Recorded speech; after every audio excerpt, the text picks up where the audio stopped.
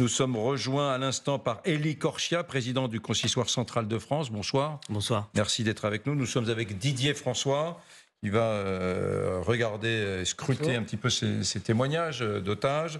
Nous sommes également avec Renaud Pilat, nous sommes avec Samantha de Benderne et nous sommes avec Guillaume Roquette. Oui, d'abord, Élie Korchia, beaucoup d'émotions. C'est une dame, vous disiez, de 85 ans qui parle. 85 ans, et on rappelle que le Hamas a affirmé qu'ils avaient décidé de la libérer, notamment pour des raisons humanitaires et de santé. Les raisons humanitaires et de santé, on sait quoi en penser avec le Hamas. On sait qu'il y a ça va de 6 mois jusqu'à 85 ans, les otages, les personnes qui ont été kidnappées et qui sont portées disparues pour beaucoup.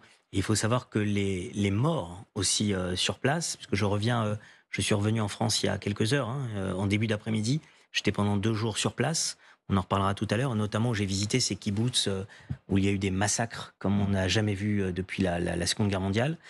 Quand on voit les morts aussi, c'est à la même image. Ça va de bébés jusqu'à des personnes, effectivement, de 80-85 ans. Alors pourquoi telle ou telle personne a été libérée? Il y a peut-être des raisons qu'on ne connaît pas à notre niveau, mais on comprend bien qu'il n'y a rien d'humanitaire, parce que dans humanitaire, il y a humain.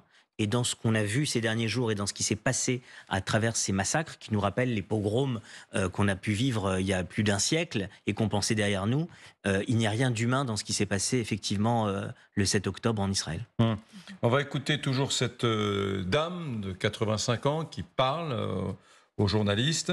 Il faut rappeler d'ailleurs que cette dame, je pense, et l'autre femme qui ont été prises en otage étaient plutôt des femmes qui menaient des actions en faveur de la paix, voilà, comme beaucoup de ces populations du sud d'Israël, plutôt modestes, ou qu'on trouvait dans les kibboutz, et qui étaient, je dirais pas des Israéliens pro-palestiniens, mais enfin des gens plutôt à gauche, qui étaient plutôt des gens de gauche, c'est ce qu'on appelle pas tellement fans de Netanyahou, et qui étaient plutôt des pacifistes et des gens qui souhaitaient probablement l'établissement rapide d'un État palestinien. Depuis toujours dans ces kibboutz. Et ça montre bien qu'il n'y a pas, on n'est pas dans une question de guerre conventionnelle ou de guerre de territoire. On voit bien que en ayant massacré justement ces kibboutz, en ayant massacré des familles, personne après personne, en ayant éventré des femmes enceintes, parce qu'on a eu des témoignages directs et on a vu effectivement des corps qui sont même en attente d'identification. Quand on a tué toutes ces personnes dans des kibboutz qui traditionnellement étaient des partis travaillistes de la gauche, ça montre bien que ça n'a rien à voir avec une question politique. Là, on est sur la haine, la volonté de détruire Israël, et puis à travers l'israélien, de détruire aussi les juifs, parce qu'on comprend bien qu'à travers tout cela, on a voulu aussi tuer dans la barbarie des juifs en même temps que des israéliens. Il y a encore des corps non identifiés ? Bien sûr, plusieurs centaines de corps n'ont pas encore été identifiés, et on était dans la base de Shura, une base militaire, où tous les corps sont aujourd'hui amenés là-bas, et il y a des personnes extraordinaires qui forcent notre admiration. J'ai vu une femme qui est avocate dans le civil, une consoeur, et qui là, depuis 15 jours, passe ses journées sur place pour essayer d'identifier des femmes. Et elle nous parlait à un moment donné de corps calcinés qui étaient ensemble. Ils n'arrivaient même pas à pouvoir retrouver une trace ADN. Et c'était 2 enfants qui s'étaient serrés l'un contre l'autre au moment d'être brûlés vifs par le Hamas et par les terroristes. C'est ça aussi, Eric, qu'il faut dire à celles et ceux qui nous entendent. C'est ça la réalité de terrain des massacres qu'il y a eu. Deuxième volet de cette interview, de cette dame fraîchement libérée, où elle parle de l'enlèvement dans Gaza. Nous avons commencé à marcher dans les tunnels où la terre était humide, tout le temps humide. Nous avons atteint une salle où nous nous sommes rassemblés. Il y avait environ 25 personnes. Et après 2 ou 3 heures, ils ont séparé 5 personnes de mon kibboutz, dont moi. Et nous avons été placés dans une autre pièce. Nous avions des gardes et un secouriste avec nous. Un médecin est également venu. Et il s'est assuré que nous recevions plus ou moins tous les mêmes médicaments. Nous étions allongés sur des matelas. Il faisait très attention à l'hygiène pour que nous ne tombions pas malades.